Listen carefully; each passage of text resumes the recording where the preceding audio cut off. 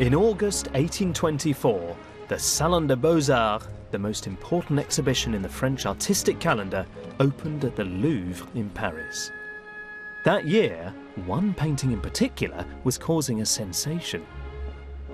A critic described it as simply water, air and sky, and felt there were few masterpieces, ancient or modern, that could stand in opposition to it. The French writer Stendhal called it the mirror of nature. Both its subject matter and the way it was painted were in stark contrast to the highly polished scenes of classical subjects that were still admired in the aftermath of the Napoleonic era. The picture was Landscape Noon by John Constable, better known to us today as the Haywain. For many people, it is the supreme depiction of the English rural landscape.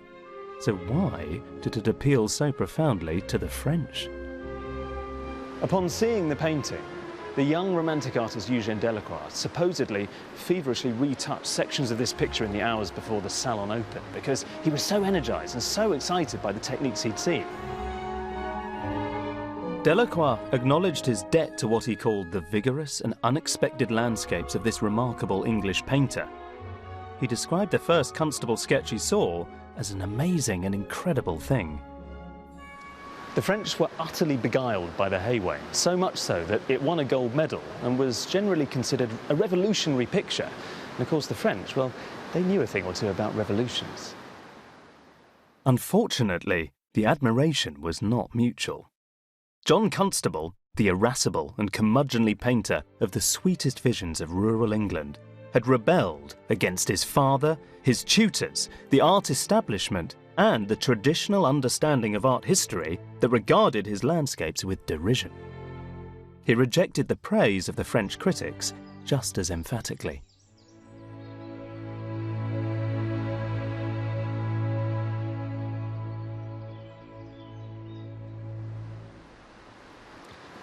Constable went out of his way to frustrate his French admirers. He said that he hoped he'd never have to go to Paris as long as he lived, even when he was invited to receive his medal from the King of France, Charles X.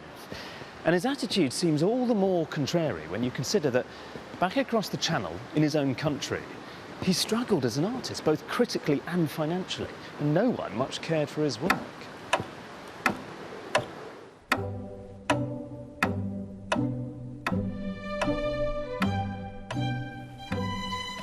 Now, I should confess something. For me, it's much easier to understand the English attitude rather than the French one. I find it really difficult to think of John Constable as a revolutionary painter.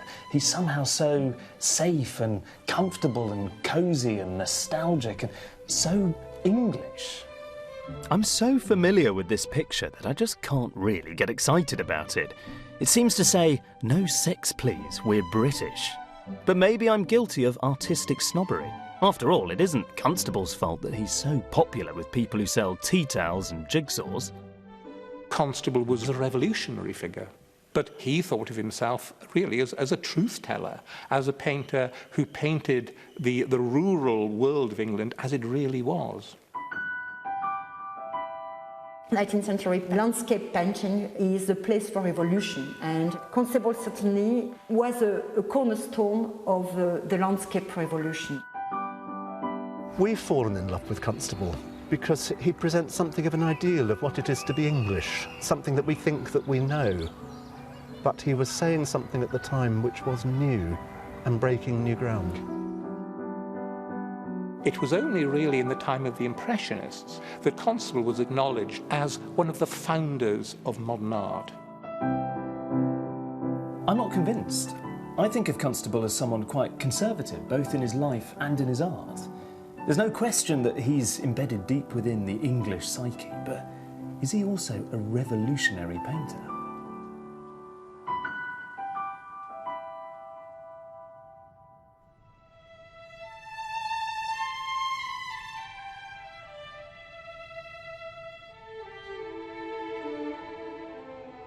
East Bergholt is pleasantly situated in the most cultivated part of Suffolk, on a spot which overlooks the fertile valley of the River Stour.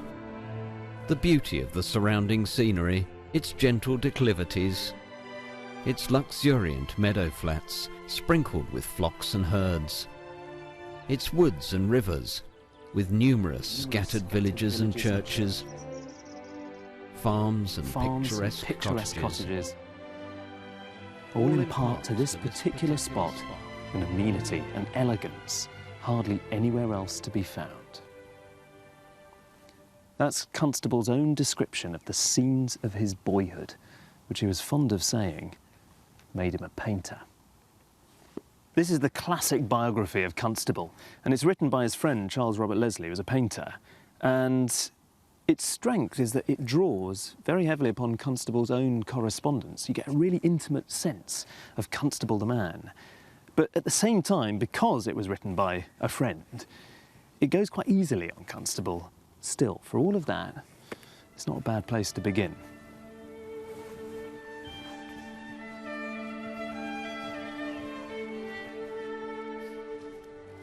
Constable said that painting was but another word for feeling, and it's absolutely clear that he adored this landscape.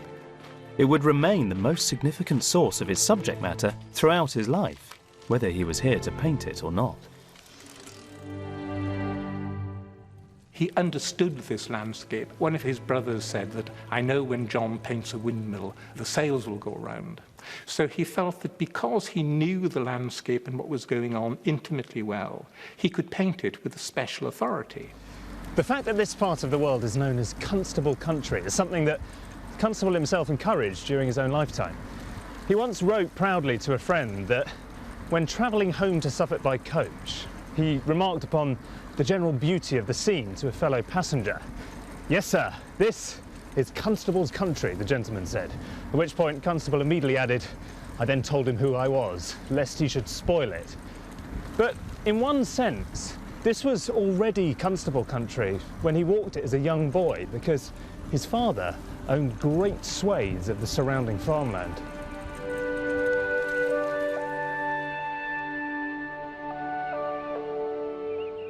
Flatford Mill, which Golding Constable unexpectedly inherited, was the basis of his fortune. But he'd expanded his business rapidly, acquiring another mill at Dedham and a couple of windmills too. He ran a fleet of barges supplying flour to markets in London. As a consequence, he was able to build himself a very large residence in the middle of the village of East Bergholt, where 2 years later, in 1776, John Constable was born. The house is gone now, but we know what it looked like because John painted and drew it so often. The society into which he was born was changing turbulently.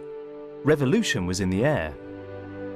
He was born in the year of the American Revolution, and the Industrial Revolution was powering a period of rapid urban expansion, causing frequent unrest in the countryside where the traditional way of life seemed under threat.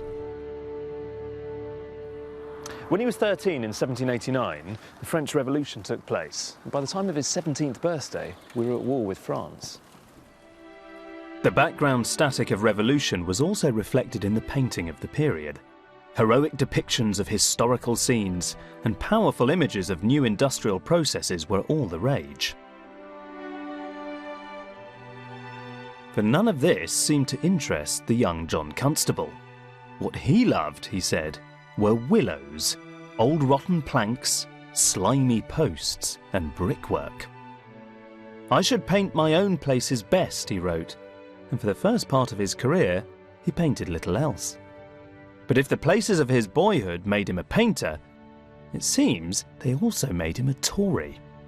Constable's father was a very successful entrepreneur.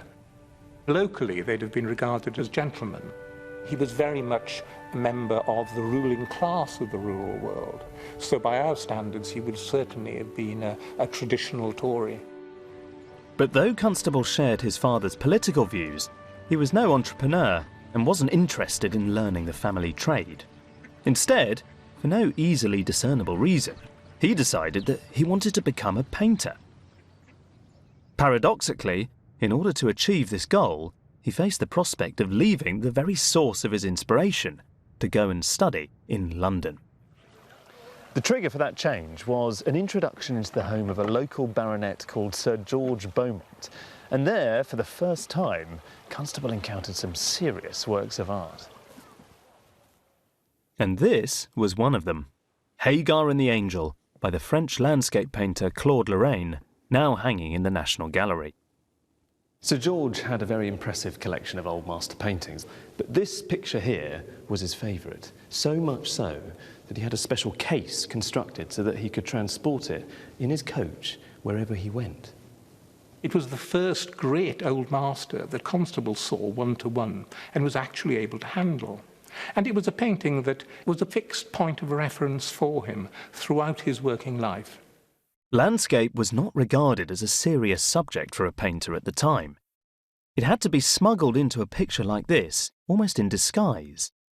The addition in the lower foreground of figures from classical mythology or a scene from the Bible gave the picture moral purpose. But even when he painted this in 1646, Claude recognised the imposture. "I paint the landscape," he said. "The figures are gratis." After meeting Sir George and seeing his art, Constable's mind was made up. In 1799, 23 years old and burning with ambition, he left Suffolk. This rural stretch of the Stour Valley, which he was to make famous and which would ultimately bear his name, was never again his permanent home.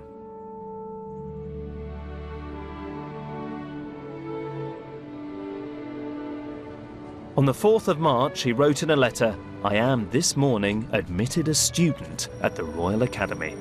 There was no more prestigious place for an artist to study, but as the embodiment of the British art establishment, the Royal Academy of Arts could also open doors for painters who conformed to its standards.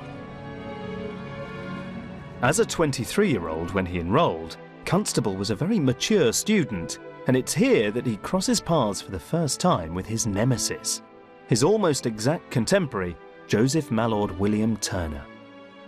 Turner, the son of a London barber from Covent Garden, had joined the academy at the age of 14.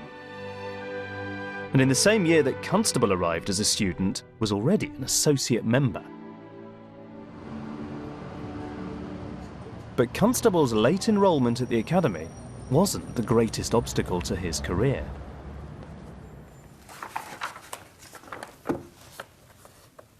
The Royal Academy had been set up 30 years earlier to raise the bar of British art under the leadership of Sir Joshua Reynolds, whose discourses were the foundation of its teachings. And though Constable, when he turned up, he did all of the right things. He was drawing classical statuary, he was copying old masters. The rules laid down here proved to be his undoing in the short term of his immediate career prospects. But I think that in a sense they were also the making of him as an artist rebel. At this time, paintings were ordered according to their subject matter. At the top of the hierarchy were historical subjects, which demanded vision and imagination from the painter. Then came portraiture, which required a high standard of skill and insight to reveal the true likeness of the sitter. Beneath these disciplines came what were known as genre paintings, showing scenes of everyday life.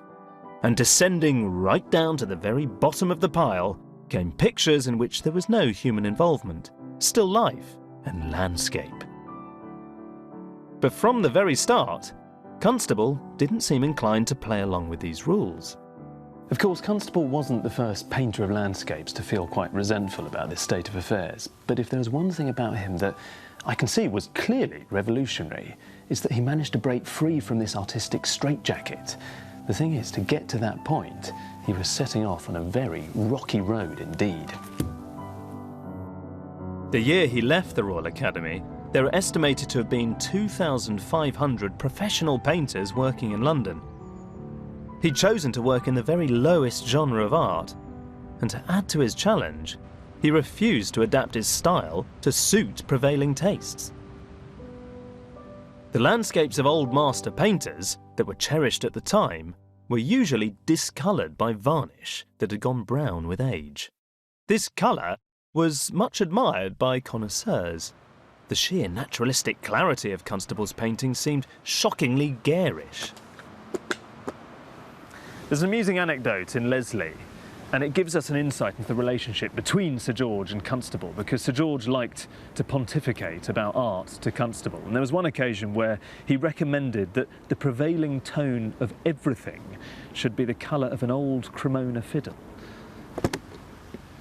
Constable is having none of it. He fetches a fiddle and places it on Sir George's lawn to demonstrate conclusively that the grass was not the same colour as the fiddle.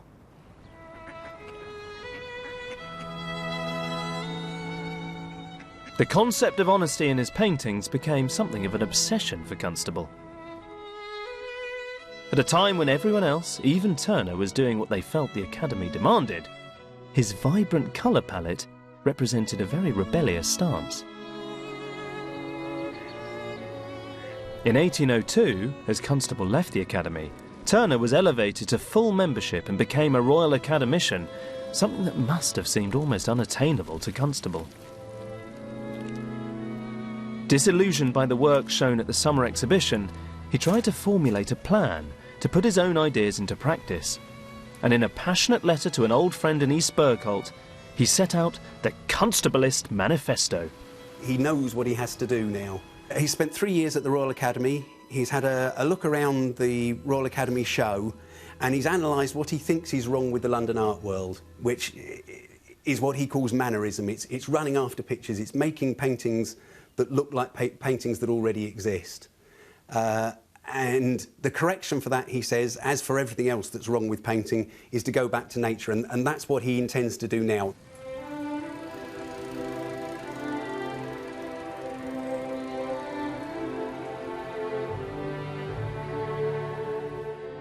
Painters had often made preparatory sketches outdoors to help them complete their finished works later in the studio. But these were usually done in media like pencil, pen or watercolour, which were easy to transport and clean up afterwards. Painting outdoor sketches in oil was another matter. It had enjoyed sporadic popularity in the years before Constable, but he not only took on the technical challenges, but also became supremely accomplished at overcoming the difficulties it presented. Well, you've picked quite a good vista. You've got, what are these? These are two beautiful willow trees. Yeah, Constable would have loved to have painted these, actually. I think the way that they're turning slightly inside out, so you've got the opaque, flat whites, and then you've got the rich interior wood. Julian has been a fan of Constable's oil sketches since he first saw them as a student, and has been following the practice himself ever since. I think the value in Constable's sketches is that he's sort of channeling the adversity, as it were. It's like a kind of high wire act in a way. If it goes wrong, you sink into mud. Literally, you know, the painting just disappears into a horrible sort of daub. But if you get it right, and he often did get it right, the paintings have a vitality and a freshness, which is the quality that has basically travelled through time since they were done and that we enjoy now.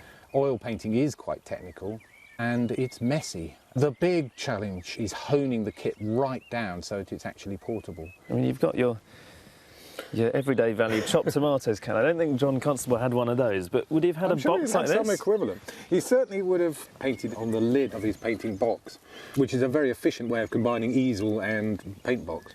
He didn't have, as I understand it, though, tubes of paint, did he? No. As I understand it, he bought his paint in bladders, piece bladders. And then you imagine him, what, sort of with a pinprick into the bladder, you could squeeze a bit of the paint out, yes, much like using a tube. Onto a pallet that I should imagine would be sitting here, and the paint stored underneath, all chucked all around. But to him, painting was quite a dynamic thing. While Julian gets started on his sketch, let's have a look at some of Constable's work. The Victoria and Albert Museum recognises the importance of these pictures, with a whole wonder wall devoted to them. I really find these oil sketches a total revelation. They're done with such speed, with such spontaneity. There's a clear delight that Constable is taking in what he sees around him. And in all of it, you get that sense of freshness and sparkle of nature, which Constable wanted. And that looseness, that sense of intimacy with him as an artist, makes them so beguiling. I mean, here you can see all of these clouds, which you sense them sort of forming and rushing off before your eyes. dramatic light peeping through trees, a sense of storminess. They feel like they could have been painted by some of the Impressionists. Constable was at the cutting edge in that sense. He was doing something which avant-garde artists later in the 19th century were going to do, kind of 50 years ahead of his time. And I didn't really know about that. So to encounter this and see not that slightly more formal academy vision, but him inhabiting the spirit of the landscape, has actually been really quite special. What is it about his paintings that you admire? They're just so brilliantly implicit. He's constantly animating the surface. There are constantly these little flecks, these strange little highlights. His paintings are like accumulations of marks. They're not brushed out quite in the usual way that you think of a painting. It's ironic that he put so much effort into the bigger ones, and they have great strength. But for me, if I was nicking one painting, it would be a little sketch on paper. Do you want to be inspired by some Constable quotations? Well, I think I might be intimidated. Go on. The world is wide, no 2 days are alike, nor even 2 hours. Neither were there ever 2 leaves of a tree alike since the creation of the world. Well, that's like a charter for exactly how difficult painting is, isn't it? That's where Constable is a modernist, because he's developing a new language to painting that isn't rooted in Italy, and it isn't rooted in neoclassicism. It's rooted in the fields of Suffolk, in the plein air painting, where he had to paint really quickly and he had to get the kind of vitality. And that's what I think is really exciting about the sketches, is that it created a language which has passed on through his career and into his larger paintings and into the careers of many, many other artists thereafter. The decade after he left the academy was a challenging time for Constable. He occasionally made modest sums from commissions, but not really enough to live on. He survived instead on an allowance from his father. He was as dedicated as ever to refining his techniques, but judged by the standards of the day, his pictures seemed unfinished, or worse. He was accused of being lazy or clumsy, and buyers were few and far between. At this point, we need to leave Constable's artistic struggles for a moment and examine his personal struggles, with which they have more than a little in common. 100 yards down the road from the Constable's new mansion was the picturesque church of East Bergholt. In the rigidly stratified society of a rural Georgian parish, the country parson was a very important person, whose opinions, as Constable was to discover, carried some weight. The rector of this very pretty church was a formidable, forbidding figure known as the Reverend Dr. Durand Rudd. And here on the wall you've got pretty much his entire CV. He was one of His Majesty's chaplains, formerly of King's College, Cambridge, when he was rector of this parish. And he's a centrally important figure in the story of Constable's life because he had a granddaughter, and her name was Maria Bicknell. And in 1809, Constable fell profoundly head over heels in love with Maria when he was 33 and she was just 21, and Dr. Rudd wasn't very happy about it. How do you solve a problem like Maria? Well, Dr. Rudd, he had several objections to the match, not least of which was the fact that Constable lacked any real prospect of earning enough to support a family. In addition, however wealthy the Constable family were, the Reverend Doctor would certainly have regarded them as social inferiors on account of their being in trade. And in this case, quite rough trade. Constable had a bit of a reputation in the village as the handsome miller. Constable painted many versions of this picture. The view from an upstairs window in East Bergholt House, possibly that from his own bedroom. The house in the distance across the fields is the rectory, where Maria stayed when visiting her grandfather. The space between them is heavy with symbolic longing for something visible but just out of reach. The ensuing 7 years saw a titanic tussle between the irascible rector, who threatened to cut Maria out of his will, a not inconsiderable inheritance, and the two star-crossed lovers. The plot could have been lifted straight from the pages of a contemporary novel by Jane Austen.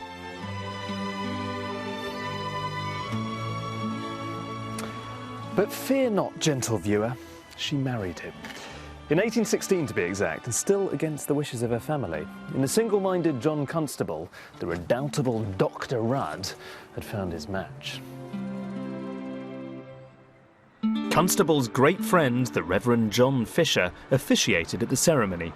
The Fishers had also just got hitched, and the newlyweds spent their honeymoon at his parish in Osmington on the Dorset coast. It sounds like a blast. They went for walks together, and Constable sketched. In the evenings, they all sat by the fire, while Fisher read aloud to them from volumes of sermons.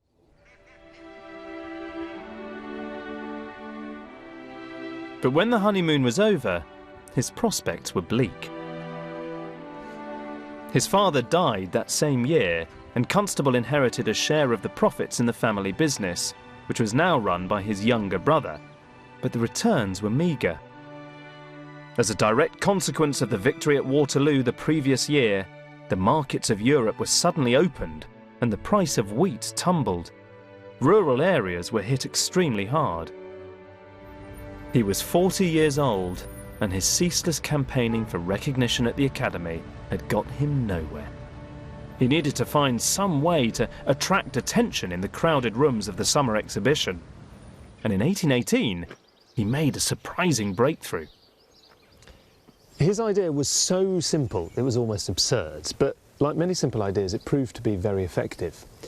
Every year, the successful candidates at the elections tended to be the painters of big historical subjects, the kinds of paintings that Constable himself was quite sniffy about.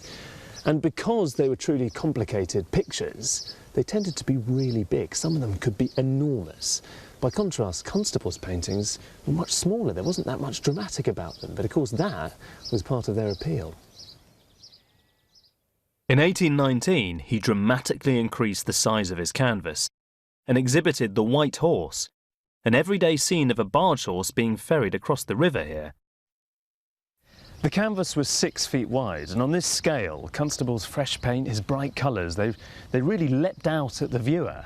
It must have been quite startling, mesmerising, because the tranquil beauty of the countryside around here was augmented somehow. It was given added punch. It really worked. Explicitly, it ticked two very important boxes. A newspaper critic compared him to Turner for the first time, and the following November, he was elected an associate of the Royal Academy.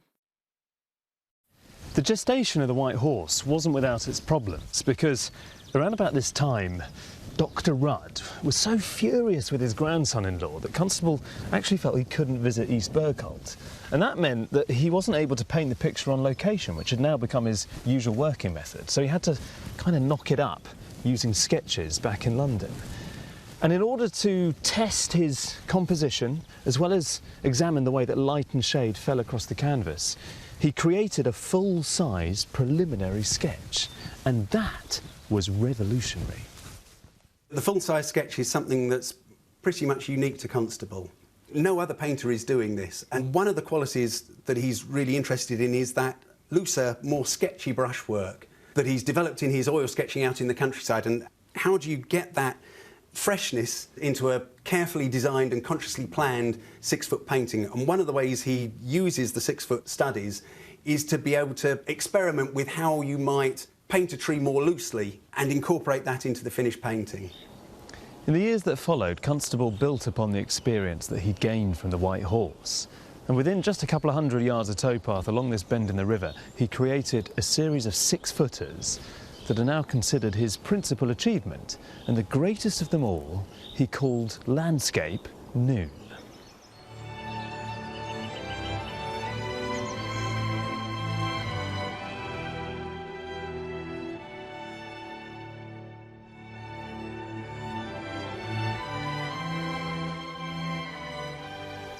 Well, this is arguably the most famous view in Britain. And the painting, at least, is so famous that it has a curious effect. It makes this scene in front of me now, even though I'm here, feel paradoxically quite unreal. And I think part of the reason for that is there's obviously a desire culturally on behalf of all of us to preserve this spot as somewhere you can go and see, as though that channels Constable's inspiration somehow. And in doing that, the place has been slightly prettified. Willie Lott's cottage is in much better nick now than it ever was when he was living there. The trees are clearly very managed, and in a sense that deviates for me from the real spirit of Constable, because he said he was really interested in rotten banks and willows and slimy posts and brickwork. And here, I have to say this morning, it's a beautiful day, but there's a distinct absence of slime. For Constable, the process of translating this landscape from slimy reality to finished picture involved his now established procedure of preparing a full-size 6-foot study or sketch of the view. I think the trouble with the Haywain is that it feels impossible to look at it and not see some sort of visual cliché.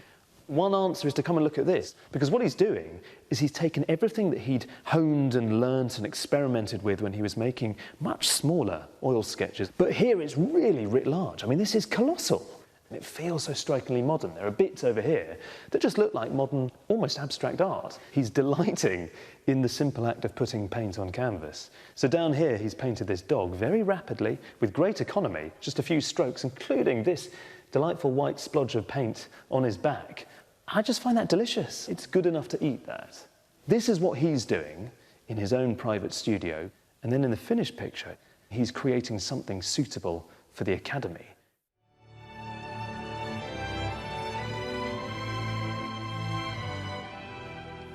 It's funny, for me, seeing this painting is completely transformed now that I've actually been to the spot and seen the full-size sketch. Even Constable himself was surprised when he created the Haywain. He said it had a much more novel look than he'd expected. And I guess that's because it retains such a sense of the freshness of the sketch, the sense of sparkling sunlight that suffuses the whole thing. You can see it in these white highlights that are scattered across the foreground.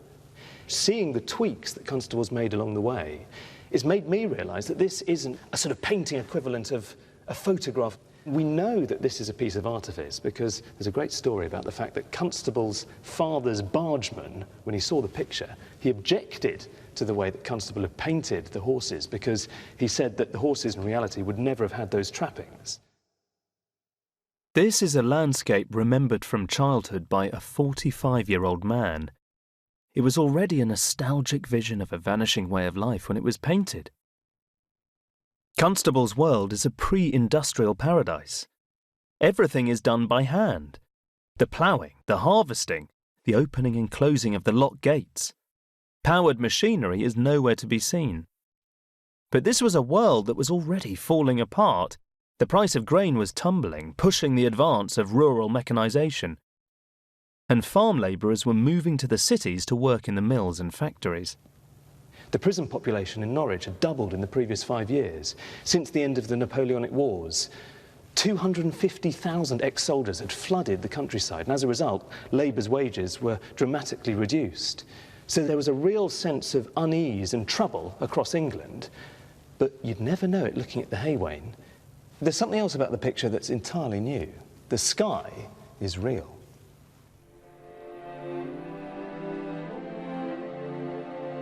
Though Constable looked to the past for inspiration, he was very happy to explore the latest advances of science if it would help him in his quest to paint the truth of nature. We see nothing until we understand it, he said, and he wanted to understand the weather to depict it accurately in his paintings. Around the time he began work on the Haywain, he started to sketch the sky as a subject in its own right. At the same time, Constable moved his family out of central London to live in Hampstead, then a rural village north of the city. Maria was showing the first serious symptoms of tuberculosis, and it was hoped the clean air up here on the edge of the heath would be beneficial to her health. It was also the perfect place to indulge his new passion for the sky. You must be John.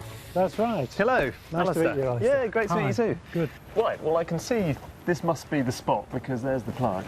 I can only apologise about the weather. I was hoping to spot some clouds with you today. Oh, not to worry, because Constable would have loved this type of weather. Would he? He was a real meteorologist. He would look forward to how the weather would develop during the day, and he deliberately moved here because he knew this was close to his favourite spot, which is the view across Branch Hill Pond. I feel like we should see it. Can we go there? Definitely, yes. Lead the way then. Which This way are we way. off to? Lovely.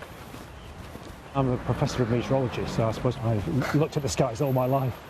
Constable skies are probably the closest an artist has ever managed to get to the real thing. So just down here, is it? Yeah, so this is the most favoured view of Constable from more or less this spot. Around about 1820, he started to paint some of his big 6-foot canvases and was struggling really with the size of the sky. He decided, almost like a scientist, to do a series of observational experiments to actually paint the sky, and he did almost 100 images of just the sky. 100? Yeah. The great meteorologist at the time was called Luke Howard, and he developed the Latin names for clouds that we use today, like cirrus and cumulus, etc. And he kept very detailed weather observations, and there's a very good correlation between Constable's weather notes on his paintings and Luke Howard's weather observations, because he mixed in not just artistic circles, he also mixed in sort of scientific circles within Hampstead. Turner produced some fantastic skies, but they were purely from his visual memory, whereas Constable was much more aware of the fact that to get the sky correct in a landscape, you have to understand how things like rainbows and clouds are formed.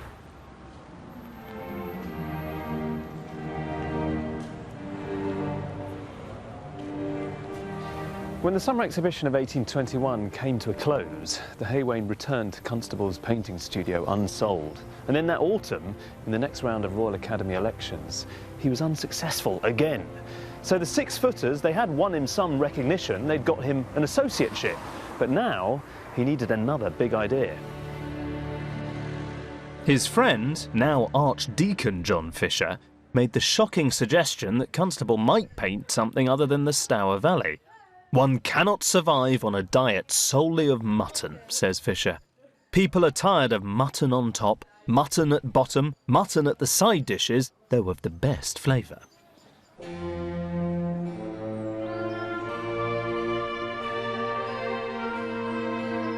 Fisher's uncle was the Bishop of Salisbury, and he wanted a painting of his cathedral to display in his London drawing room. The Bishop invited Constable to make the picture, and it was a really welcome commission for him, not only because it provided him with much needed cash, but also because it allowed him to broaden out his subject matter. Although there are elements of meadows and river that we know from the Suffolk pictures, the cathedral itself is something new for Constable, and he found it quite challenging. In his own opinion, he believed that he'd pulled it off. He told Fisher afterwards, "It was the most difficult subject in landscape I ever had upon my easel. I have not flinched at the work of the windows, buttresses, etc., etc., but I have, as usual, made my escape in the evanescence of the chiaroscuro." Constable's religious faith was a comfortable fit with his political beliefs. He was staunchly Anglican, and certainly regarded the church as the Tory party at prayer. It's easy to read in the painting his admiration for Salisbury and the religion it represented. In the lower left, he paints the bishop himself, gesturing proprietorially to the cathedral with his family. It looks different now, but I think it was different then. I don't think the trees existed like that. It's a painter's device for showing something off. The natural arches sort of seem to echo the Gothic arches, just like the interior of the cathedral, really. And I think it's that echo of inside and out, nature and architectural form that Constable's playing with. Do we know what the bishop made of the finished painting? I don't think he liked the sky. I think he thought it was rather dark and lowering. I think there's always a bit of a dark sky over the Church of England. Society was pretty tricky in the 1820s. Out of the Napoleonic Wars, not feeling quite stable. Would there be a revolution in England as there was on the continent? All of those things were around, but there were issues in church as well.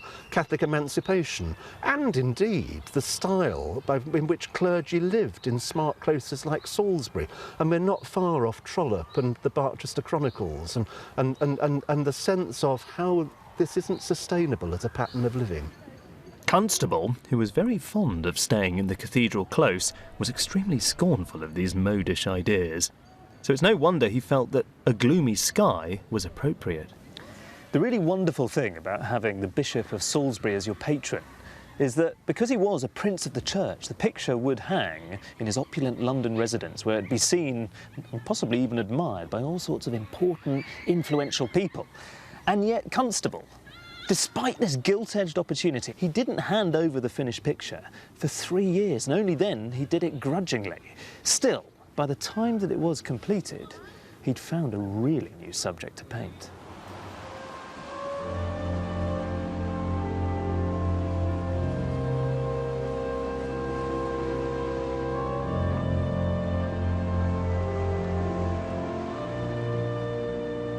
Before they were married, Maria Constable had gone on holiday to Brighton, and she loved it. She wrote to tell Constable what fun it was. "I was never at a bathing town," he wrote back rather caustically, "but I'm told they are amusing."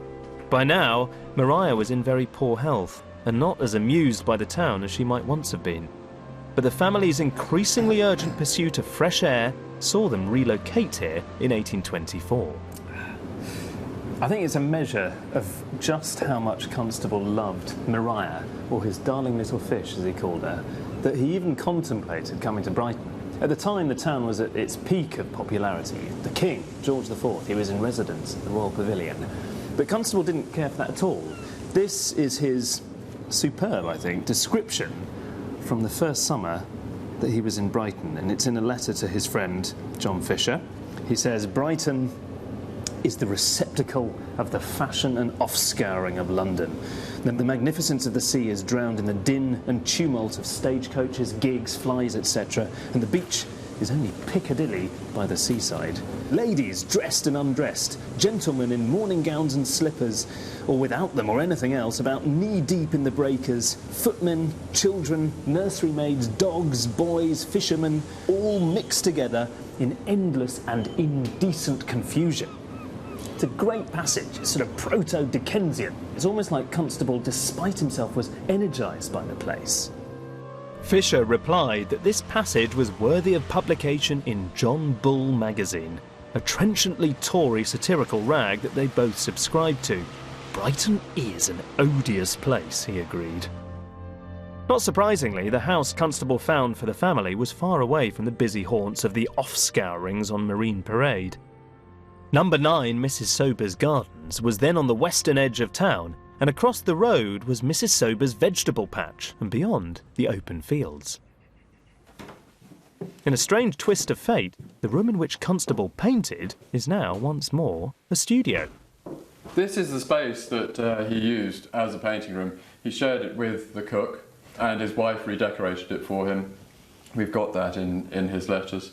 We moved into this space without knowing that it was Constable's house. This is what he would have looked out to. That was a 2-hour sketch, and it's the view out of his studio window. How do you feel about the whole Brighton chapter in Constable's story?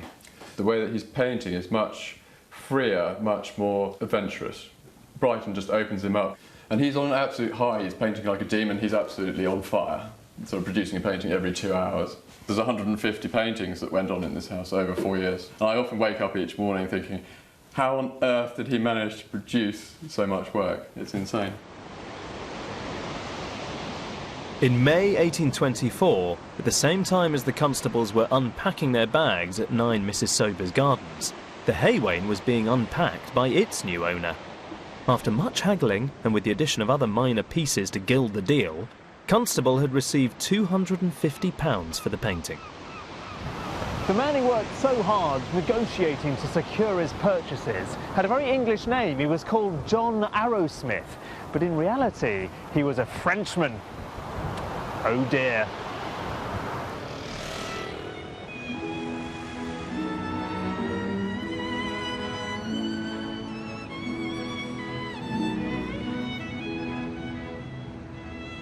When John Arrowsmith bought the Haywain, he wasn't some oddball French Anglophile. He was surfing a cultural wave that had been building in strength ever since the Battle of Waterloo. This corner of the Boulevard des Italiens became the centre of the British community in Paris at the time. There was a cross-channel exchange in the aftermath of nearly 25 years of war, And it saw a flood of Brits arriving here in Paris. And the French, well, they found the strange fashions the Brits were wearing completely hilarious. But in time, they also realised there was quite a bit to admire about British culture.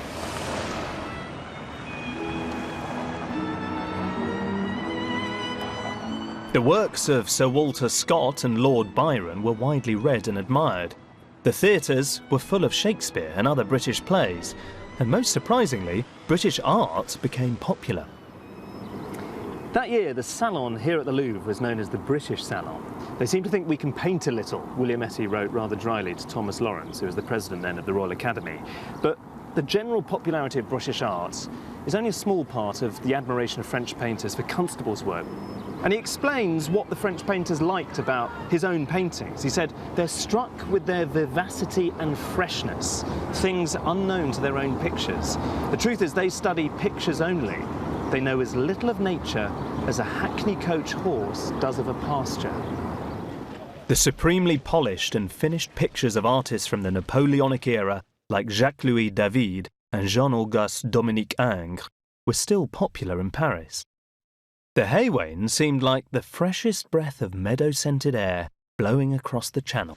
But it was Constable's Anglophile fanboy, the young painter Eugène Delacroix, who was the most excited by the picture. After the end of the empire, the immigrants who spent the French Revolution in Britain came back speaking English, for instance, and having a British culture.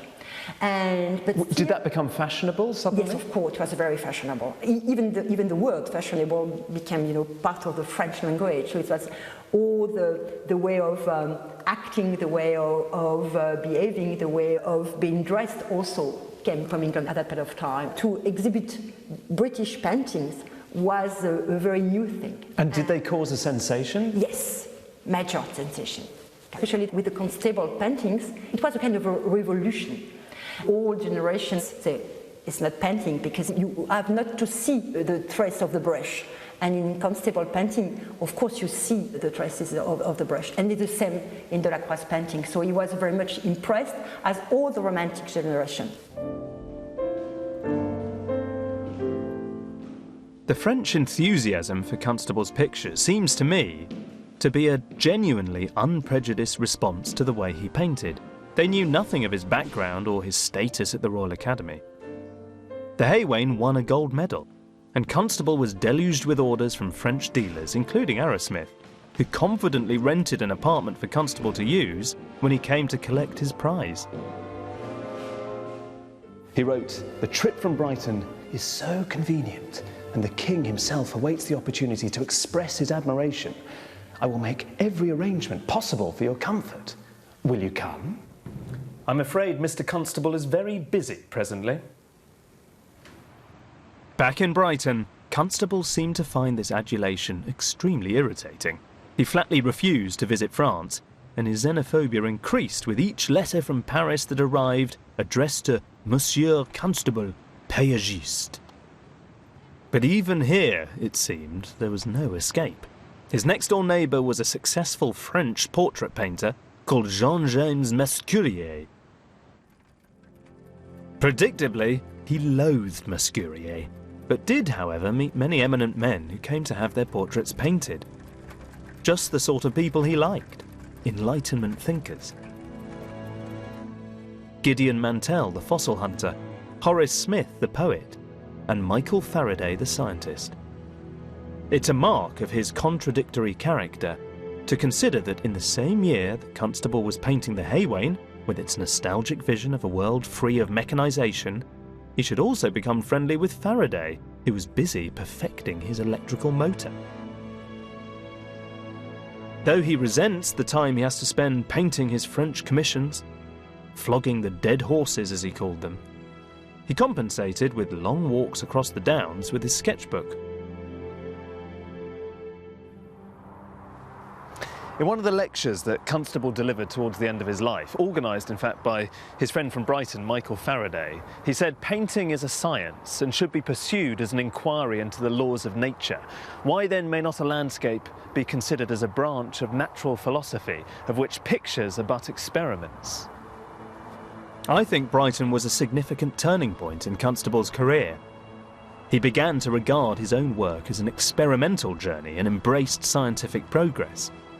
At the same time, he turned away from his obsessive pursuit of accuracy and instead sought to reveal a deeper kind of emotional truth in his painting. His work was becoming critically and financially appreciated for the first time in his life whilst he lived here, and he expanded his range of subjects and his techniques. He painted only one 6-footer in Brighton, the Chain Pier. The working out of the relation between the traditional, the old, the rural, and the modern and the contemporary is something I think that first happens in Brighton. The pier had been opened in 1823. It was the first major pier built in Britain, and it was also a suspension pier and a piece of new technology as well. I'm absolutely fascinated hearing that. In this case, he's painting cutting-edge technology. I think the painting is him working his way through his conflicting feelings about Brighton. It's the place where the ideology, the conventions of the picturesque fall apart because they're brought up against the reality of the urban development in Brighton. And for all his reactionary political views, Constable was a visually very honest painter, and so he couldn't ignore the wreck, as it were, of Brighthelmstone, the little fishing port, in its transition into Brighton. From the end of his street, in a few minutes he could be in open countryside, or ranging along the coast to the west to Shoreham, or to the east to Rottingdean. In this landscape, which offered such a rich variety of contrasting vistas, he painted some of his best oil sketches. His ability to transcribe a scene with extraordinary speed and economy was never more effective than in the seascapes he painted here. He said there's nothing here for the painter but the breakers and the sky, and that's what you find in his oil sketches, which are wonderful. They become somehow freer, more vigorous, as he just tries to transcribe what he's seeing. Very simple, with economy, but with great force. Another clear indication of Constable's enhanced status is the fact that Turner was now keenly aware of his work, and for the first time, following in his footsteps. In one of his letters, he refers to him almost like Voldemort when he said he would be lord of us all. And it's almost like he can't bring himself to mention Turner's name. So when Turner arrives here, this is one of the rare moments where he might be aware of a rivalry with Constable. The position from where he looks at Brighton seems to contrast almost deliberately with Constable. So Turner is sighted out at sea, and he's looking towards the sun, which is dissolving the town behind it into light. Sadly, Constable's Brighton summer didn't last.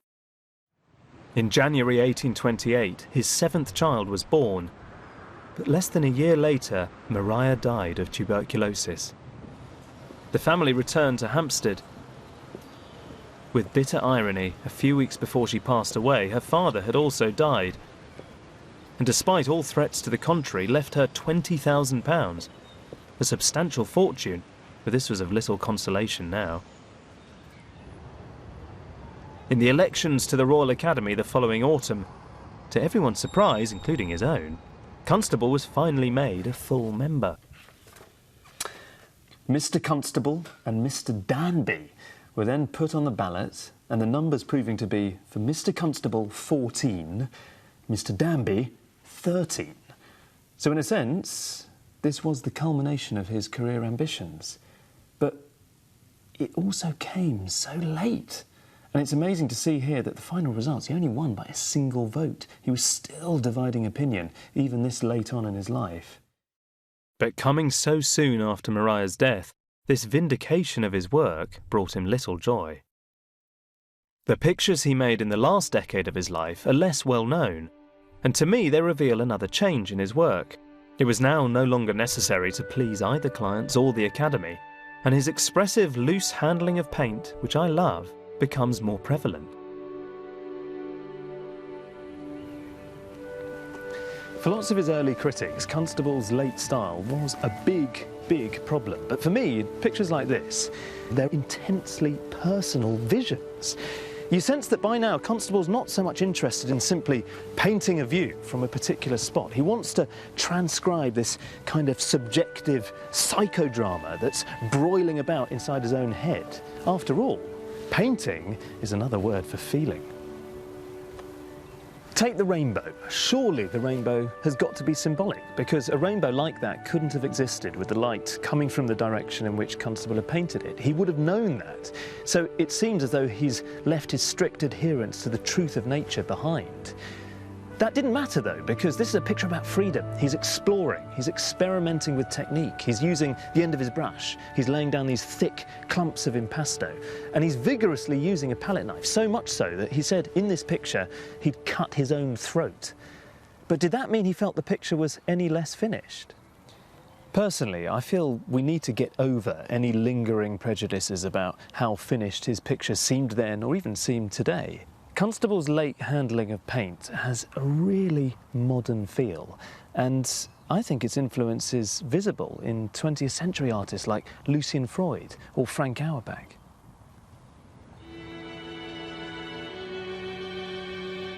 Constable died in 1837 in his painting room in Hampstead. He was still largely unappreciated in his own country, and when the contents of his studio were sold, some pictures went for as little as £3 or £4. Now that I've seen the places that made John Constable a painter, and I've seen more of his work than I ever knew existed, can I see him as a revolutionary artist?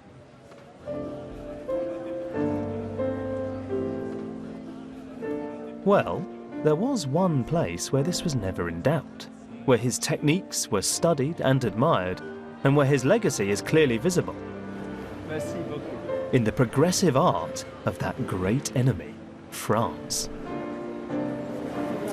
If there's one thing that Constable demanded of other artists, it's that they use their eyes when they were considering a scene in front of them. And if I'm honest, I don't think I've ever properly looked when I've thought about his pictures in the past. I mean, there are aspects of his personality, his sarcasm about his contemporaries, his parochialism, his jingoism, that frankly I don't find all that sympathetic.